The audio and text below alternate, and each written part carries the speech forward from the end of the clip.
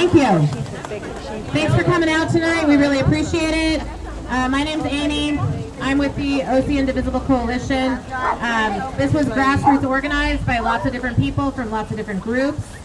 I live just over the border in Mission Viejo. I raised my son in Santa Margarita. I taught here.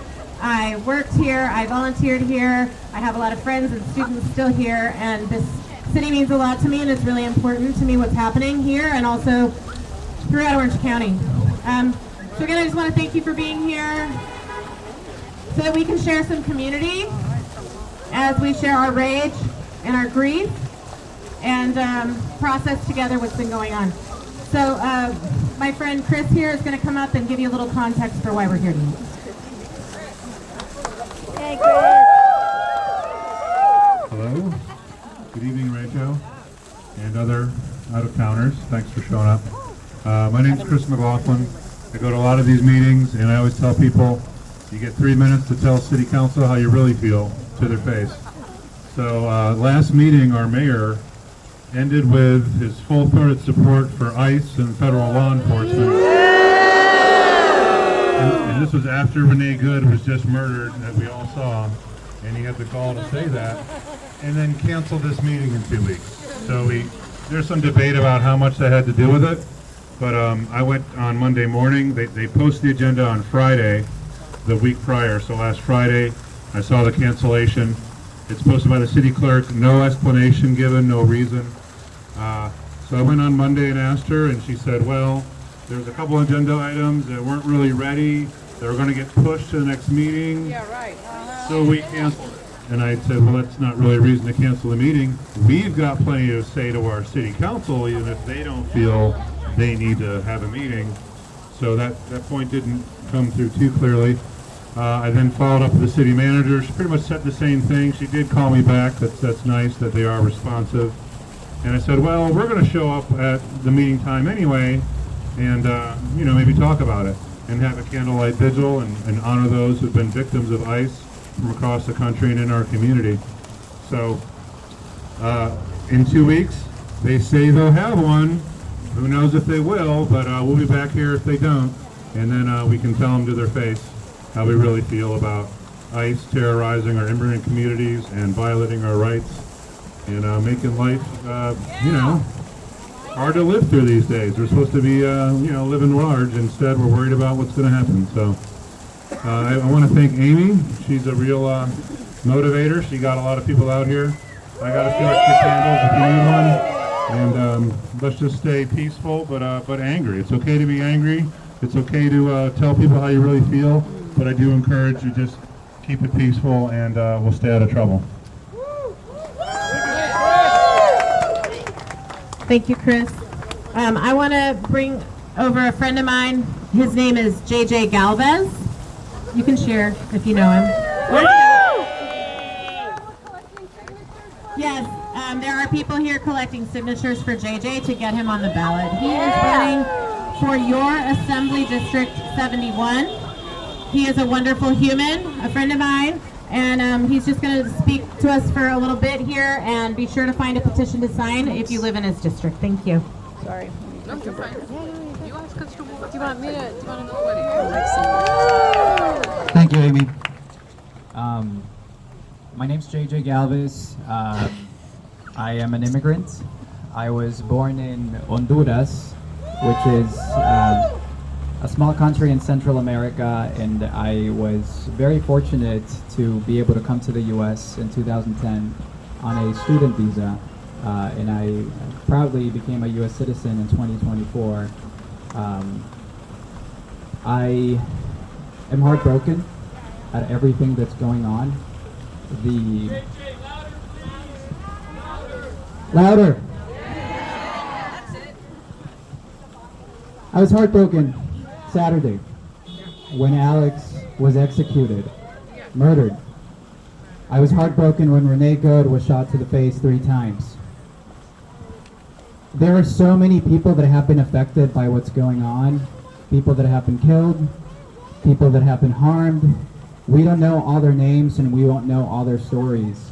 But one story that I do want to share is that one of a gentleman named Luis Beltran, who happens to have been born in Honduras, the same country that I was born in.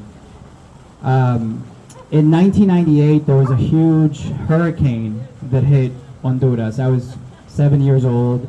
It's called Hurricane Mitch. Killed 10,000 people in the country. As a result of that, a lot of people lost everything and had to leave their home, find a way to provide for their family. And Luis was one of those people. He came to the United States. He was admitted into a legal program called the TPS, Temporary Protected Status Program. And he lived in the United States for the past 26 years. He lived in New Jersey. He had a daughter. And late last year, he, working his construction job, was picked up by ICE and sent to a detention facility here in California, in Imperial County. And he started having health problems. He didn't get those health problems attended to, and he passed away, unfortunately, in January of this year, away from his family, alone. He died alone. He was here under the right status, a TPS that was lapsed because the Trump administration decided to end it, and then of course the courts brought it back in, but in that lapse, he was caught and he was sent to this detention facility and died alone. And that shouldn't happen to anyone. And we were sold a story by this administration that is a story filled with hate and with lies that are meant to distract from the real problems, the real structural economic problems that we have in our country because of the tremendous inequality of wealth that is out there. We have a lot of people that are struggling in the country, in our district, in our cities, and they aren't struggling because there's evil immigrants out there that are coming out to get them.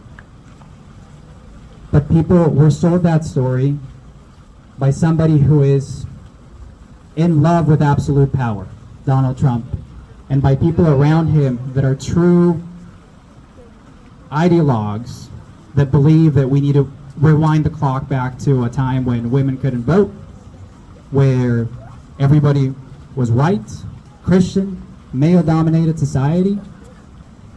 That's not what makes me proud to be an American.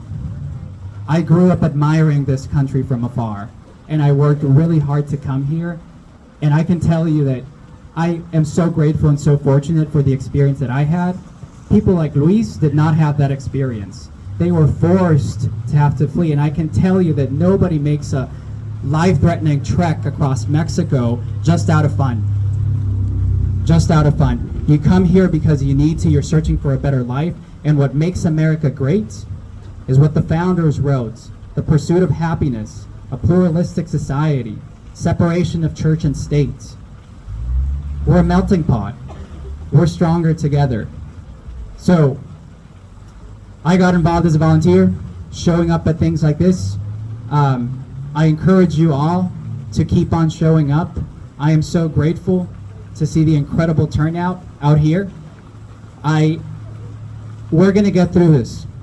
These are tough times right now, but the future is going to be better. And we need to hold our elected officials accountable.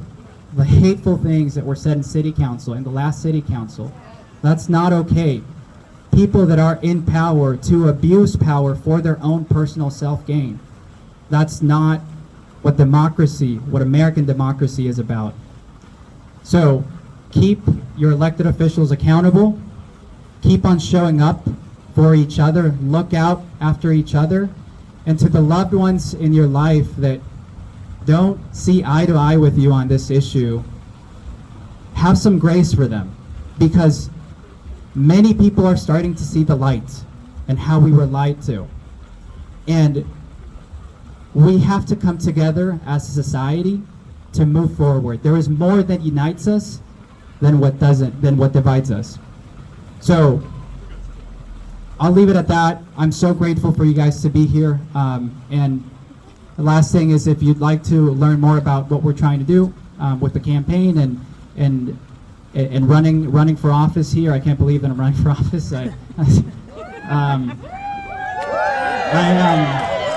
We have some signatures that we're trying to collect to be on the ballot, so would appreciate your support if you live in RSM, Mission Viejo, surrounding areas. And if you want to get more involved, I'd love to just chat with you and learn about you, and you can find more about me at jjgalvez.com.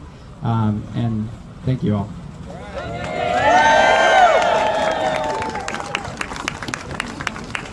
Thank you, JJ, for that personal story. Like I said, he's just a great human. I just wanted to open it up just for maybe a couple people. If you had prepared comments that you were planning to deliver at tonight's city council meeting, and you'd like to come up and read them to the crowd, I still would encourage you to come back in 2 weeks and read them to council as well. But does anybody have anything? I'll go. She's coming in a minute. Come on up, please.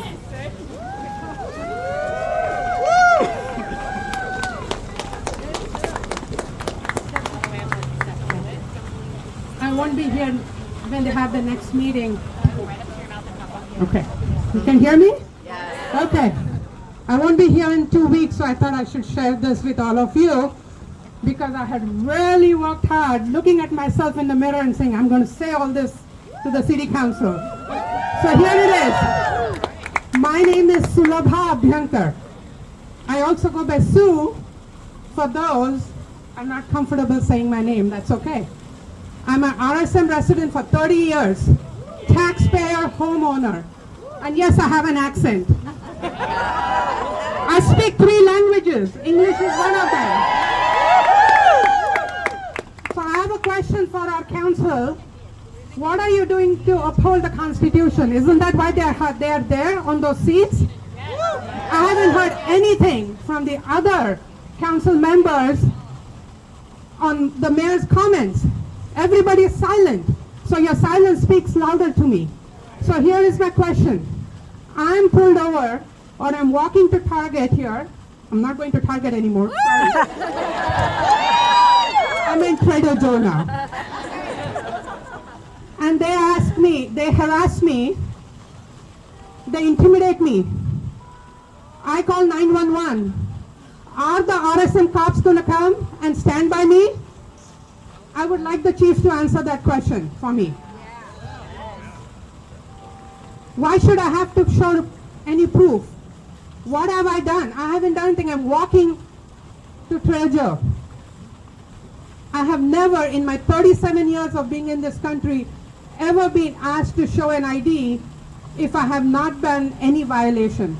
So why has that changed? And why are we tolerating it? Right? And we all can stand here for each other. I know you're my neighbors, residents of RSM, y'all are going to stand by me. But we have seen bystanders being harassed by ICE.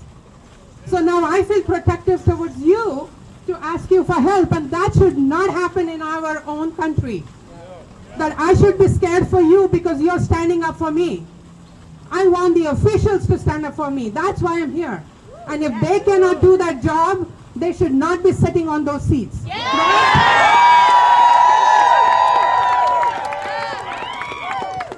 Thank you, Sue. Anybody else? That's a tough act to follow. Come on up. Hi. Hi, Carrie. My name is Jamie. I have a master's degree in American Studies. I have studied revolutions. I have studied white supremacy. I've studied how we fight fascism. And I can tell you right now, this is how we fight fascism. In activist circles, we always say that we got each other. The last speaker said that she knows that she can count on us. And that is what activists have always said. We got each other. They will never have our back. But we always have each other. What we're seeing in Minnesota is how you fight fascism. They are following the exact same playbook that the civil rights movement abolitionists followed. You go street by street, neighborhood by neighborhood. You talk to your neighbors, you talk to your friends. Everyone has a skill or a knowledge that you don't know. So I need everyone to talk to everyone here and figure out something that they can do to help one another. One of you is a nurse. Go ahead and tell people how to give aid, like for common cuts, how to bandage off gunshot wounds, all that. You know that stuff. Go ahead and teach us those skills. If you know how to garden, please teach us those skills.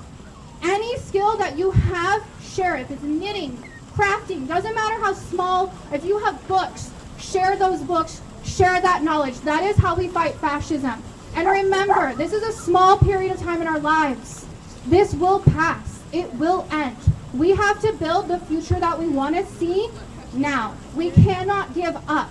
Every other time in history, people have become complacent, and that's why we end up back here over and over again. I have been on these steps in 2020. I've been on these steps in 2008 fighting for gay marriage. I've been on these steps too many times. So I need us to keep fighting and keep pushing. We cannot get complacent. I see so many people saying, oh, I could be at brunch if Kamala won. No, there was still shit happening under Biden. We need to keep fighting. So please don't ever give up.